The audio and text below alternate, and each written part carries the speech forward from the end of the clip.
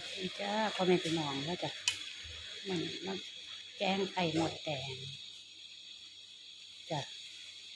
ไข่หมดแดง120 บาทขีดละ60น้อง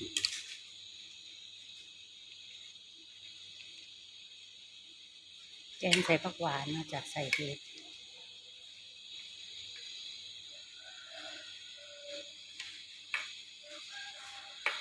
ประมาณนี้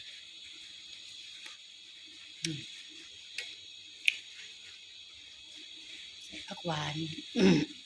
แกงใส่ผักหวานใส่เห็ดใส่ผักจิ๋วจ้ะใส่น้ำยานางเนาะน้องประมาณนี้จ้ะน่าจะมาแซ่บๆเหมือนกันพ่อแม่พี่น้องเนาะ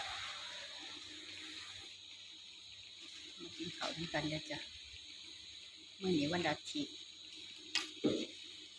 ก็เลยไปตลาด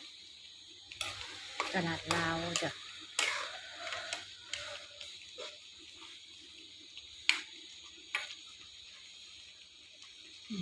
แซ่บพี่น้อง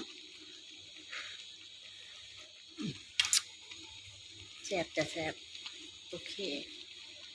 จ้ะมาพี่น้องมากินกันเนาะจ้ะเนาะแกงผักหวานใส่ไข่มดแดงใส่ผักติ๋วใส่เห็ดด้วยจ้า